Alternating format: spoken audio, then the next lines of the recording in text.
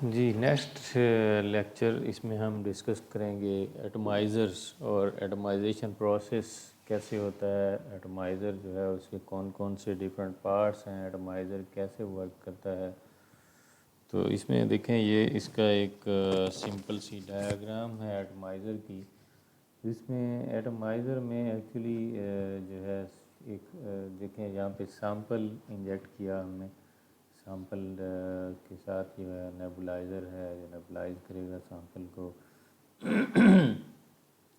ऊपर से फ्यूल भी आ रहा है और साथ ऑक्सीडेंट गैसेस भी इसके अंदर फिल कर रहे हैं हम। और नीचे ड्रेन है।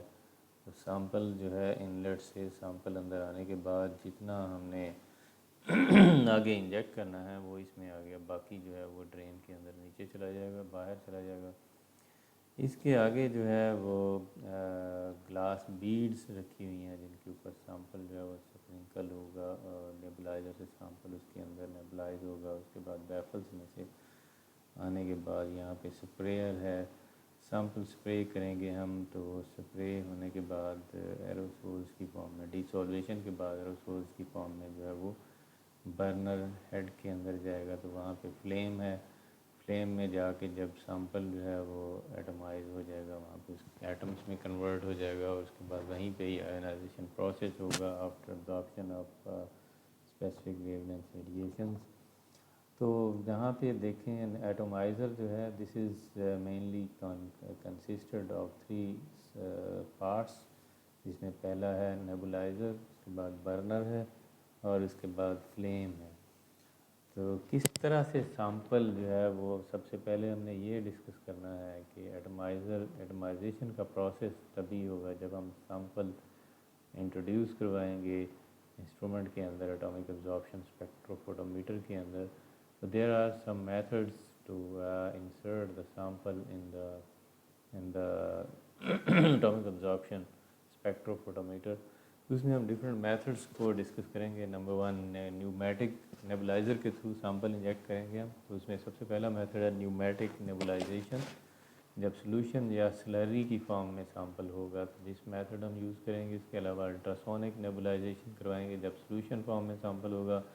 इलेक्ट्रोथर्मल वेपराइजेशन के थ्रू भी सैंपल इंट्रोड्यूस करवा सकते हैं when we have solid, liquid और solution form of sample. Hydride generation भी करवा सकते हैं when we have solution of certain elements. कुछ एलिमेंट्स हैं जिनको हाइड्राइड जनरेशन के थ्रू इंजेक्ट करवाएंगे।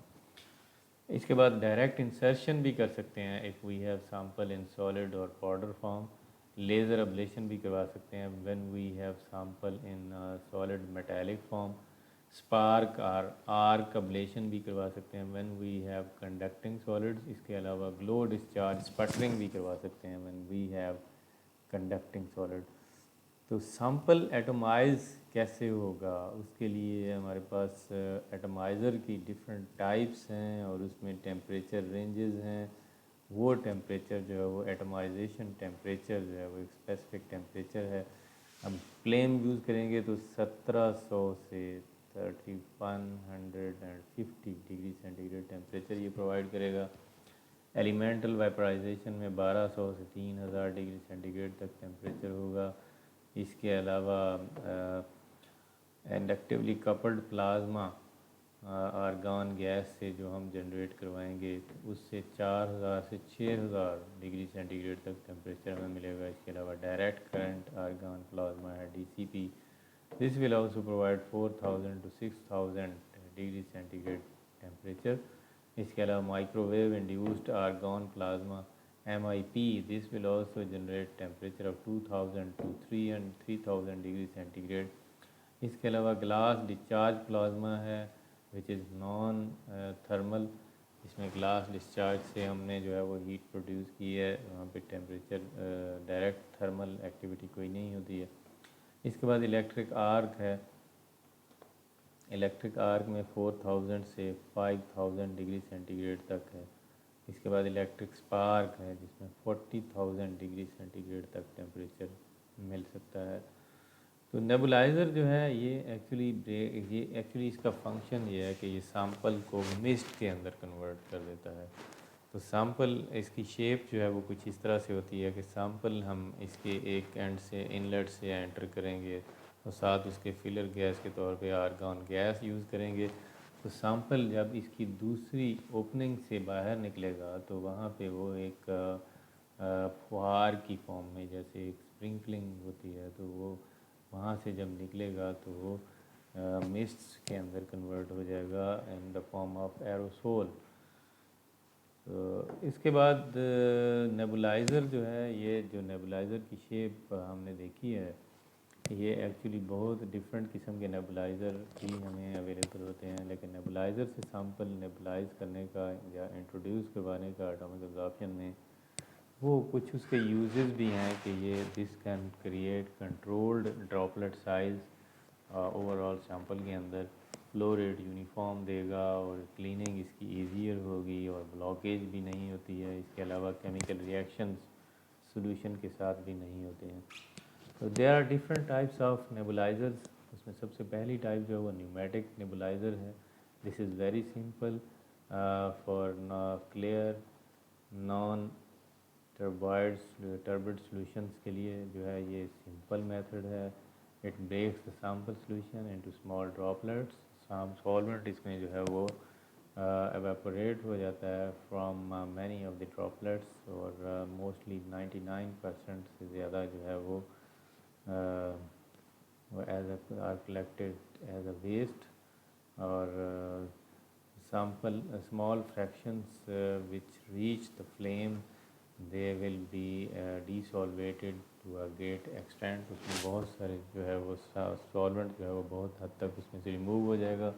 इसके अलावा इसकी जो एफिशिएंसी है वो भी जो है actually that will be defined by the droplet size distribution. वो कितना यूनिफॉर्म ड्रॉपलेट साइज देता है, तो this will depend on the flow rate, viscosity, surface tension of the solvents.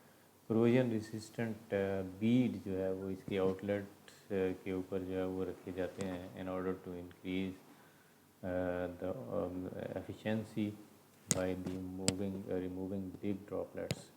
So when it removes big droplets, the size distribution of droplets becomes more uniform।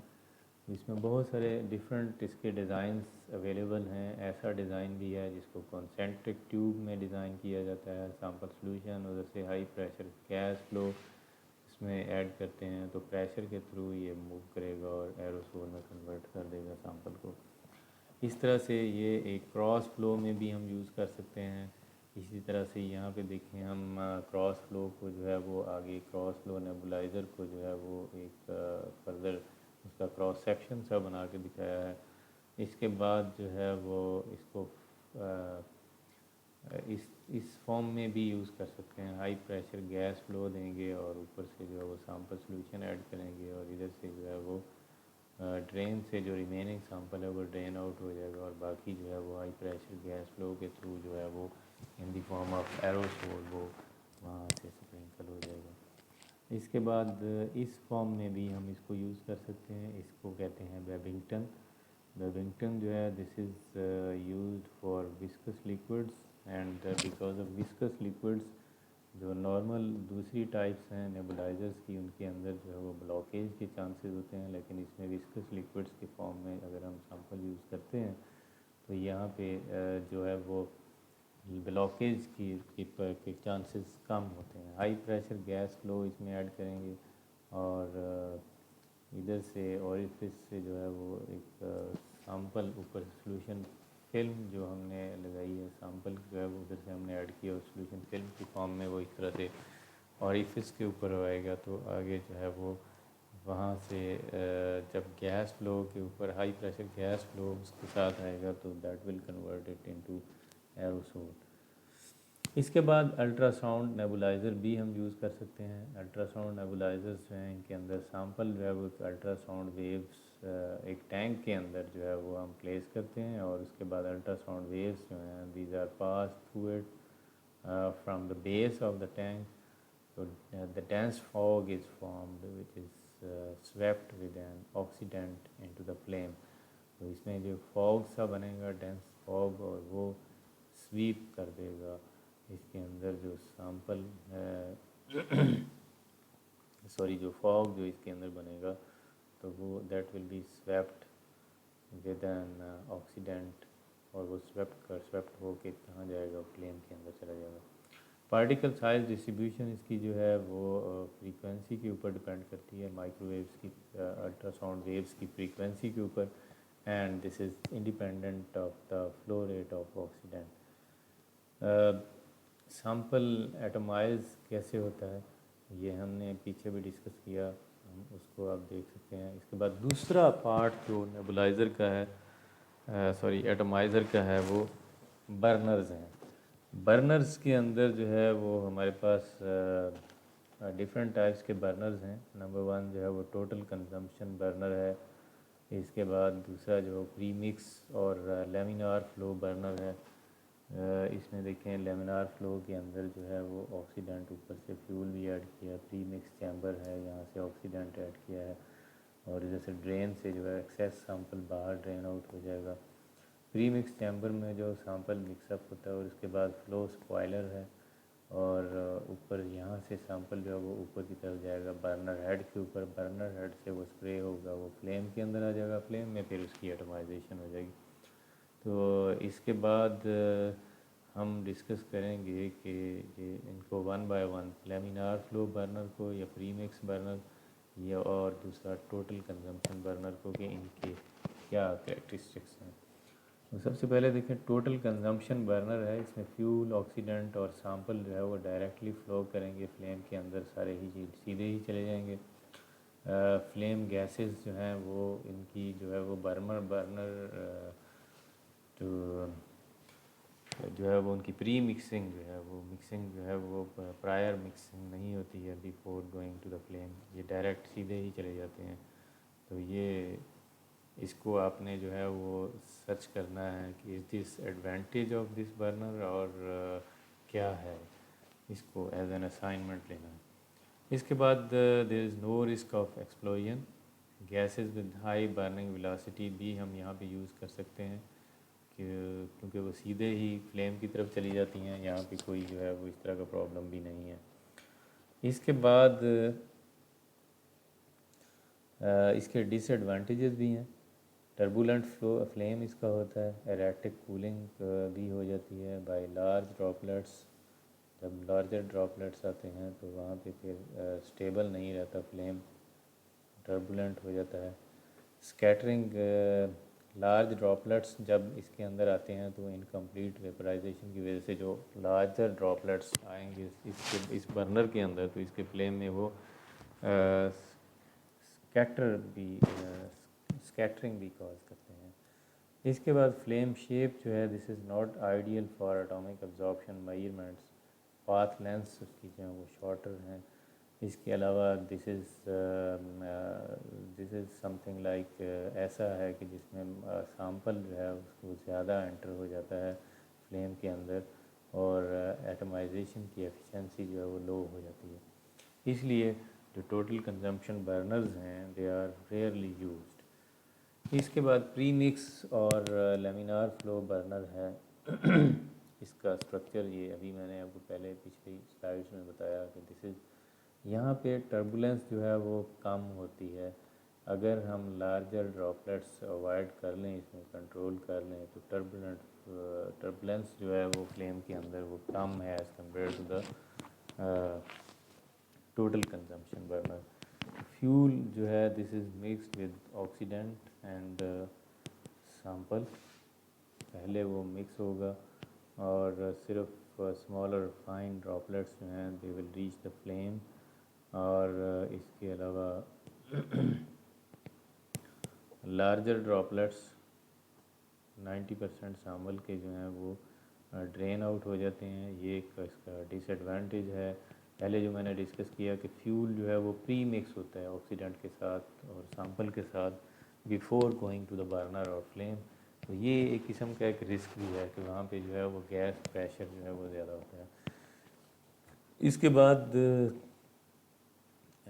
Flame के अंदर जो है वो less sample enter होता है, लेकिन atomisation जो है वो एफिशिएंट होती है, तो ये एक इसका एडवांटेज भी है।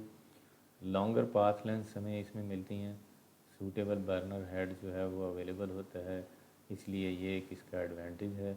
और इसके अलावा इसमें जो बर्निंग फ्लेम है वो बड़ा स्मूथ होता है, उसकी शेप जो है वो बिल्कुल स्मूथ रहती है। That results in high signal to noise ratio which is better for the quantitative analysis. इसके बाद दूसरा जो है वो लेमिनार फ्लो बर्नर है। प्रीमिक्स बर्नर भी जो है वो समथिंग लाइक लेमिनार फ्लो है, लेकिन एक और जो है वो लेमिनार फ्लो बर्नर जो है दिस इज़, इसमें सैंपल जो है वो नेबुलाइजेशन चैम्बर के अंदर पुल ऑफ करते हैं by flow of fuel and oxidant. और this contains spoilers baffles which are to allow only the finest droplets to reach the burner head। Waffles जो हैं वो लार्जर ड्रॉपलेट्स को फ़िल्टर आउट कर देते हैं, बाहर उनको आगे नहीं देते, बर्नर हेड की तरफ नहीं जाने देते। बर्नर हेड जो है उसके अंदर लॉन्गर पाथ लेंथ है and this is ideal for the atomic absorption spectroscopy.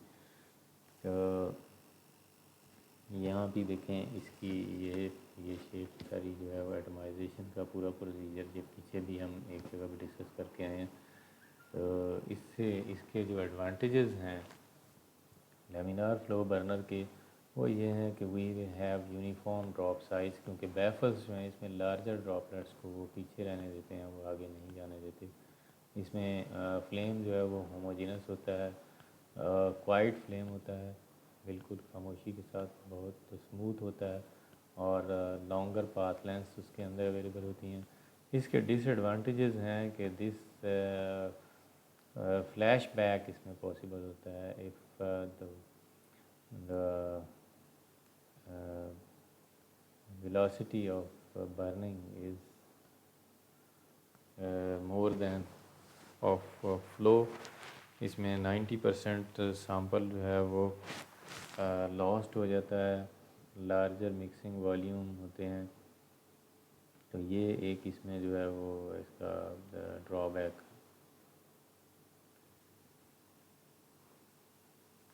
इसके बाद फ्लेम्स हैं, जो last part of the atomiser, जिसको हम फ्लेम जहाँ पे जाके सैंपल जो है इसके अंदर बर्न होगा और उसमें एक्साइटेशन और रिलैक्सेशन होती हैं। फ्लेम देखें सीक्वेंस जो फ्लेम के अंदर इवेंट्स की हो रही है for every droplets of the sample is not the same। Drop size, fuel, oxidant, flow rate, type of flame, oxide formation tendency, ये सारी चीज़ें जो हैं वो अफेक्ट इनका होता है on the different events taking place in the flames। बहुत सारे फ्लेम्स अवेलेबल हैं। Number 1 acetylene flame. Acetylene flame जो है इसके अंदर फ्यूल ऑक्सीडेंट पेयर्स जो हम यूज़ करते हैं, एसिटाइलिन एयर भी यूज़ कर सकते हैं, एसिटाइलिन नाइट्रिक ऑक्साइड यूज़ कर सकते हैं, एसिटाइलिन ऑक्सीजन यूज़ कर सकते हैं। तो इसमें जो डिफरेंट टेम्परेचर्स हमें मिलते हैं 2100 to 2400 in form of acetylene air. Acetylene और नाइट्रिक ऑक्साइड जो है वो यूज़ करेंगे तो 2600 से 2800 डिग्री सेंटीग्रेड तक टेम्परेचर मिलेगा। एसिटाइलिन ऑक्सीजन यूज़ करेंगे तो 3050 से 3150 डिग्री सेंटीग्रेड तक हमें इसमें जो है वो टेम्परेचर मिलेगा। फ्लेम सिलेक्शन जो है that actually depends on the volatilisation temperature of the atom of interest. हमने टेम्परेचर जो कितना चाहिए है जहाँ पे एक एटम जो हम एनालाइज करना चाह रहे हैं उसकी वोलेटिलाइजेशन जहाँ पे पॉसिबल हो जाए। फ्लेम स्ट्रक्चर जो है वो अगर हम देखें तो इसमें एक इंटरजोनल रीजन है which is the hottest part of the flame and this is best for the atomic absorption spectroscopy. और उसके बाद फ्यूल रिच फ्लेम्स जो हैं these are the best for atoms because likelihood of oxidation of the atom is reduced। Oxidation of the atoms जो है वो कहाँ होती है, वो सेकेंडरी कंबस्शन जोन में होती है, जहाँ पे एटम्स जो हैं वो मॉलिक्यूलर ऑक्साइड्स में कन्वर्ट हो जाते हैं and they are dispersed into the surroundings.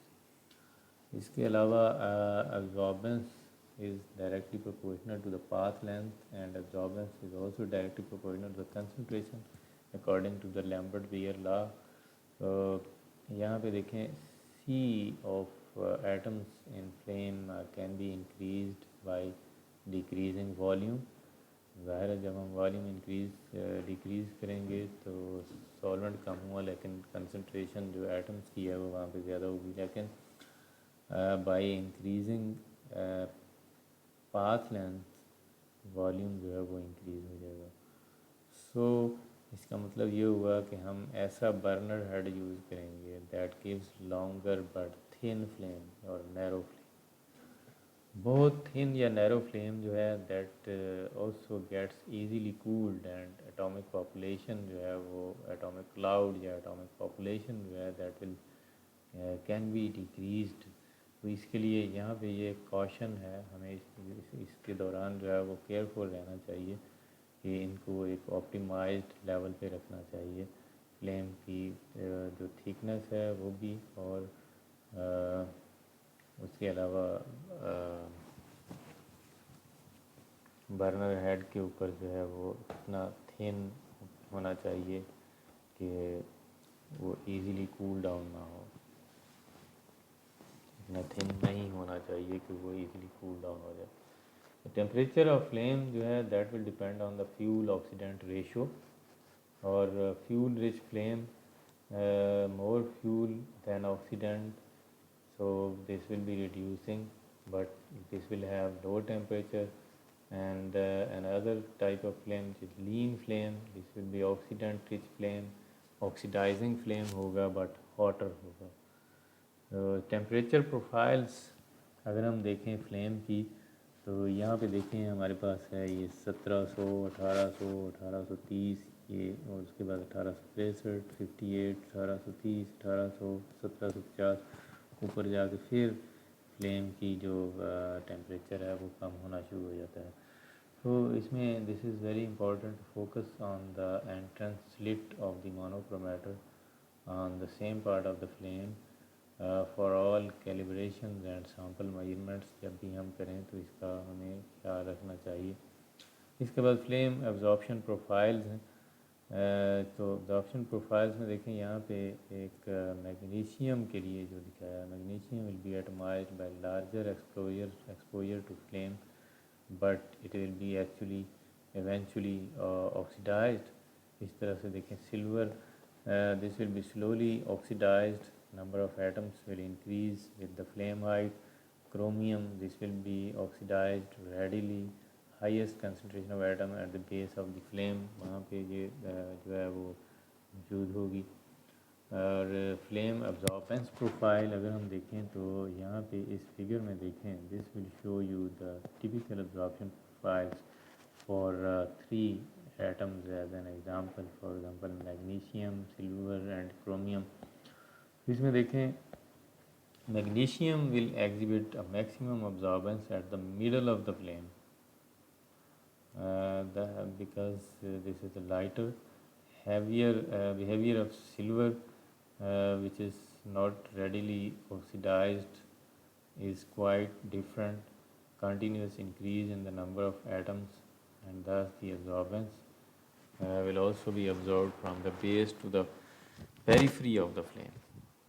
Chromium which forms very stable oxides, this will show a continuous decrease in absorbance beginning closer to the burner tip। Flame burner हमारे पास जो है वो manganese plus A9 और salts उसके salt में convert हो जाएगा, sorry manganese not manganese, metal आइन है Mn plus, it means N plus means charge on the metal ion। Metal ion plus anion, this will be converted to the salt in solid form। Salt, there are also possibilities of salts being present in solid form and also in gaseous form during the vaporization, volatilization। इसके अलावा salt जो gaseous form में है, this can also be converted to the atoms of the salt in gaseous form. इस तरह से जो metal है वो गैशियस फॉर्म में है, वो जब लाइट एब्जॉर्ब करेगी तो that will go into excited state and that can be in gaseous matter जब वो इंटरेक्ट करेगी इलेक्ट्रोमैग्नेटिक रेडिएशंस के साथ। तो these are the different flames जो हम यूज़ कर सकते हैं as a flames in atomic absorption spectrophotometer. Natural gas oxidant, उसमें एयर यूज़ करेंगे, 1700 से 1900 डिग्री सेंटीग्रेड तक टेम्परेचर प्रोवाइड करेगा और मैक्सिमम बर्निंग वेलोसिटी इसकी जो है वो 39 टू 43 सेंटीमीटर पर सेकंड होगी। इस तरह से नेचुरल गैस ऑक्सीजन ऑक्सीडेंट भी यूज़ कर सकते हैं, हाइड्रोजन एयर भी उसके अंदर ऑक्सीडेंट यूज़ कर सकते हैं, हाइड्रोजन के साथ ऑक्सीजन ऑक्सीडेंट भी यूज़ कर सकते हैं, एसिटाइलिन के साथ एयर ऑक्सीडेंट भी यूज़ कर सकते हैं, एसिटाइलिन के साथ ऑक्सीजन ऑक्सीडेंट, इस तरह से एसिटाइलिन के साथ nitrous oxide as an oxidant use कर सकते हैं। तो यहाँ पे देखें हमारे पास बहुत सारे फ्लेम्स हैं जिनको हम कहते हैं fuel and oxidant pairs with different temperatures. तो यहाँ पे हम देख सकते हैं gas air, gas oxygen, hydrogen air, hydrogen oxygen, C2H2 air और C2H2O2, C2H2N2O। तो ये सारे आप acetylene air, acetylene oxygen, acetylene nitrous oxide, इनके टेम्परेचर भी आपको यहाँ पे दिखाए हुए हैं। तो ये different shapes, different colours flames के देखें, कैल्शियम है उसका एक टिपिकल फ्लेम है, कॉपर का है, मैंगनीज़ का है, पोटेशियम का है। तो यहाँ पे देखें ये हमने सारा डिस्कस किया एटमाइजेशन प्रोसेस और एटमाइज़र जो पार्ट है एटॉमिक अब्जॉर्प्शन स्पेक्ट्रोफोटोमीटर का, वो कौन कौन से पार्ट्स के ऊपर कौन कौन से पार्ट्स उसके अंदर होते हैं और उनका क्या फंक्शन होता है, इसको हमने डिस्कस किया है।